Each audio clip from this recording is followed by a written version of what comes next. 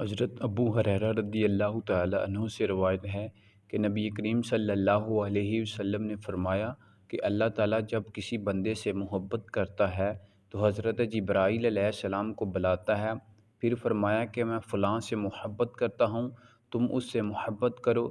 چنانچہ جبرائیل اس سے محبت کرتے ہیں، آسمان میں اعلان کرتے ہیں تو کہتے ہیں کہ اللہ تعالیٰ فلاں شخص سے محبت کرتا ہے، تم لوگ بھی اس سے محبت کرو۔ تو اس سے آسمان والے بھی محبت کرتے ہیں، پھر اس کے لیے زمین میں قبولیت رکھ دی جاتی ہے۔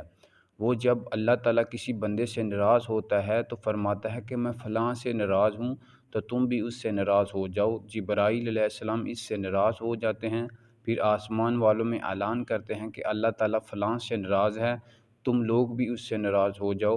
فرمایا پھر وہ لوگ اس سے نفرت کرتے ہیں، پھر زمین میں اس کے لیے نفرت رکھ دی جاتی ہے۔